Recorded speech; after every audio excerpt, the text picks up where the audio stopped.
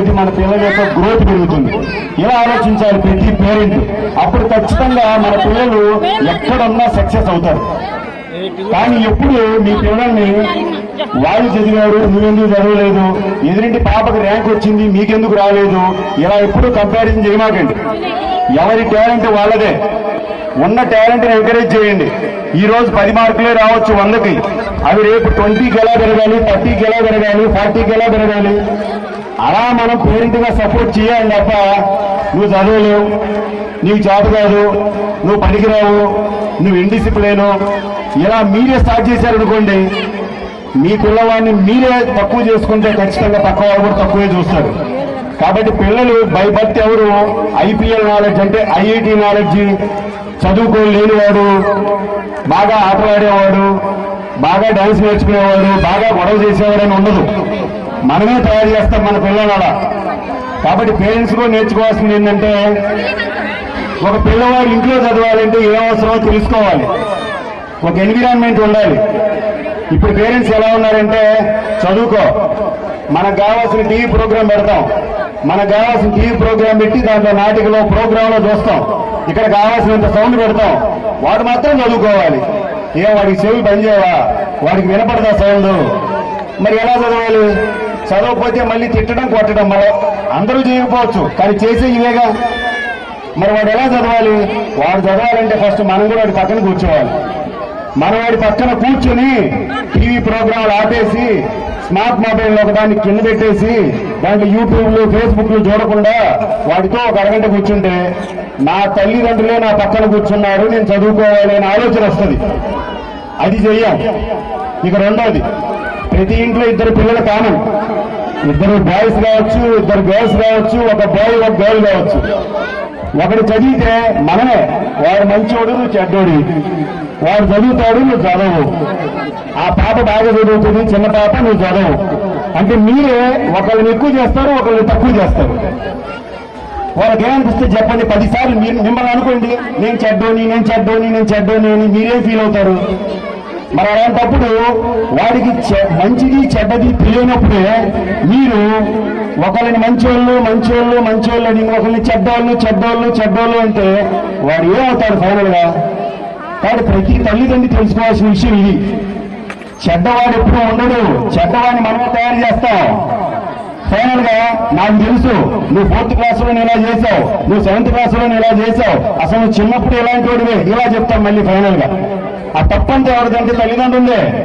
అందుకే వివేకానంద ఎప్పుడో చెప్పాడు, ఒక పాప ఒక బాబు 10th క్లాస్ వచ్చేంత వరకు ఏదైనా జరిగింది అంటే 75% మదరే కారణం. మనకి ఇటుగా అక్కడ పుస్తకంలో ఉంది, ఆ బుక్ లో ఉన్న చదివి మీకు చెబుతున్నా అంతే. 25% ఫాదరు, ఫ్రెండ్స్, అట్మాస్ఫియరు, రిలేటివ్స్ అందరూ కలిపి. అంటే మదర్ అనే వాళ్ళు ఎంత ఇంపార్టెంటో చూసుకోండి ఒక స్టూడెంట్ కెరీర్ లో. ఎందుకంటే మీరే వాడికి ఫుడ్ పెట్టినా మీరే, హోంవర్క్ చేయించినా మీరే, వాడు స్కూల్ నుంచి రాగానే వాడు చదువుతున్నాడా లేదా, క్లాసులో ఎలా వింటున్నాడు ఏంటి, వాడు ఏ సబ్జెక్ట్ లో బాగా ఉన్నాడు ఏ సబ్జెక్ట్ లో బాగా లేడు, వాడికి ఏ సబ్జెక్ట్ అర్థమవుతుంది ఏది అర్థం కావట్లేదు, వాడి యొక్క ఫ్రెండ్స్ ఎలా ఉన్నారు, ఈ ఫ్రెండ్స్ ద్వారా ఏం నేర్చుకుంటున్నాడు, ప్రతిదీ అబ్జర్వ్ చేయాల్సింది అమ్మా.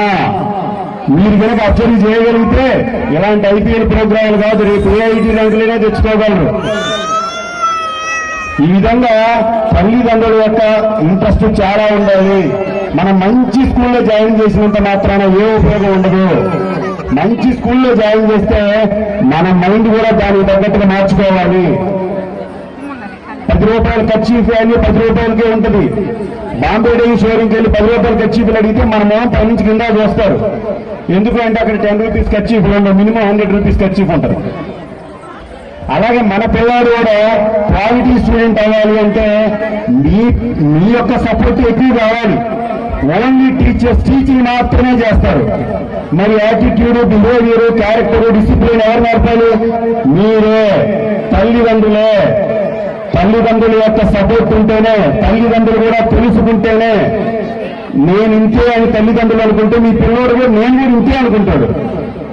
లేదు నా కోపాన్ని తగ్గించుకోవాలి, నా పిల్లల్ని నేను బాగా చూసుకోవాలి, నా పిల్లలు బాగా చదువుకోవాలి, వాళ్ళు కూడా డెవలప్ అవ్వాలి, మంచిగా నేను ఆ రోజు చదవలేకపోయాను, ఈ రోజు బాగా చదవాలి, చదివే స్కూల్స్ ఆ రోజు లేవు, ఈ రోజు ఉన్నాయి. ఆ రోజు నేను జాయిన్ అవ్వలేకపోయాను, ఈ రోజు జాయిన్ చేయగల కెపాసిటీ నాకుంది, కాబట్టి నా పిల్లలు బాగా చదువుకోవాలి. ఇలా మీరు ఆలోచించాలి.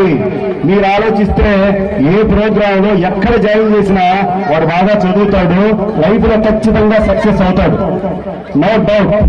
కాబట్టి ఈ ఐపీఎల్ ప్రోగ్రామ్ కూడా పేరెంట్స్ అందరూ బాగా యూజ్ చేసుకోండి. మీ పిల్లల్ని జాయిన్ చేయడం ద్వారా వాళ్ళ యొక్క భావి తరాల యొక్క కలల్ని నిజం చేసే తల్లిదండ్రులు మీరే అవుతారు. Thank you. ఈ ఆపర్చునిటీ ఇచ్చిన పేరున ప్రతి ఒక్కరికి నా ధన్యవాదాలు. Thank you very much. Thank you, sir.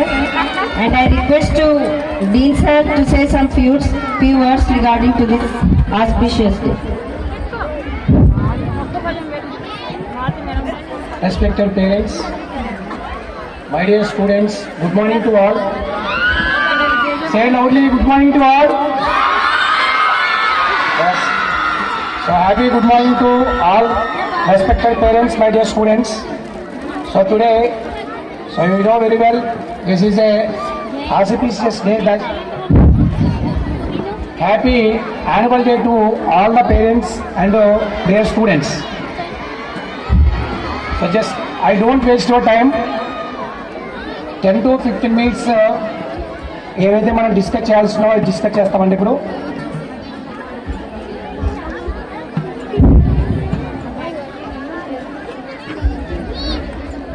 So last year 10th class result గురించి ఒకసారి డిస్కస్ చేస్తామండి. మన బ్రాంచ్లో last board 2024 SSC public exam result చూస్తే ఏపీ స్టేట్లో 3rd ర్యాంక్ వచ్చిందండి మనకు, 596 అవుట్ ఆఫ్ 600 మార్క్స్. అలాగే అంటే స్టేట్లో 599 స్టేట్ ర్యాంక్ వస్తే మా బ్రాంచ్కి 596, ఏపీలో స్టేట్ 3rd ర్యాంక్ అండి. డిస్టిక్లో 2nd rank, district 2nd rank, స్టేట్లో 3rd ర్యాంక్. అలాగే స్టేట్ 4th ర్యాంక్, 590 అబవ్ వచ్చేసి 6 మెంబర్స్కి వచ్చాయండి. అంటే మన పబ్లిక్ ఎగ్జామ్ ఎస్ఎస్సి బోర్డ్ ఎగ్జామ్స్కి 136 మెంబర్స్ అటెంప్ట్ చేస్తే దాంట్లో 590 అబవ్ 6 మెంబర్స్, 550 అబవ్ 46 మెంబర్స్కి వచ్చాయండి. 550 మార్కులు అబవ్ వచ్చేసి 46 మంది స్టూడెంట్స్కి వచ్చాయి. 550 అబవ్ 100% పాస్ పర్సెంటేజ్.